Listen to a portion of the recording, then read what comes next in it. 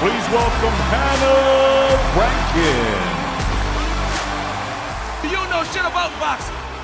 People won't be surprised that this week's topic is the UK female boxing evolution. Bit of a mouthful, but a very important topic. And for this one in particular, we thought there's no one better placed than Steve Bunce, than Hannah Rankin to talk to us about it. I just think a good place to start would be from your point of view, telling us how you feel female boxing's changed from when you made your pro debut to where we are right now. Okay, so it's night and day since my pro debut to now. When I made my debut, there was so much negativity about it. It was just like, why do you want to box? You could do anything else. Why are you getting into boxing? It's not for women to have fights. People don't want to watch women's boxing.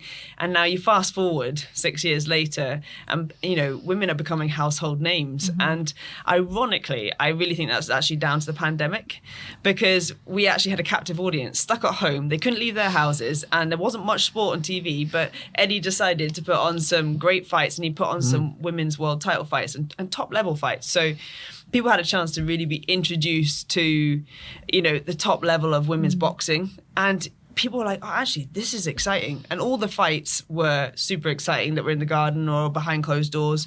Mine and Savannah's, we won Dramatic Fight of the Year from the WBC. So, I don't think one of the female fights let any of it down. And I think people were just surprised at the ferocity and, the speed and the pace the girls brought to every single round. There was no kind of feeling out process. It was just get on with it.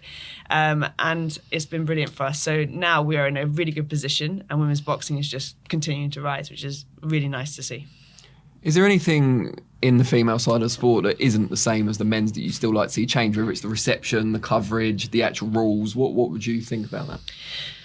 I think for me, we definitely need to have 3-minute rounds, or even, like I've said, as a compromise for when you get to world title level, we should have it going up to 12-2s at least, just to start off with. If the argument is that women shouldn't be doing 3-minute rounds for the reason that apparently we sweat more over the time and it's more dangerous for brain injuries, but that all needs to be researched a little bit more, I think, these days. So I definitely think that would bring more depth to the women's games as well, because at the moment it's 10 rounds for a European or a Commonwealth, and then it's 10-2s for a world title as well. So I really think you need that differentiation, and that will just let us grow even more. Yo, Danny Flexen here. Think you know shit about boxing? There's only one way to find out. Listen to the full podcast via one of the links in the description, or go to secondsoutboxing.podbean.com. Do you know shit about boxing?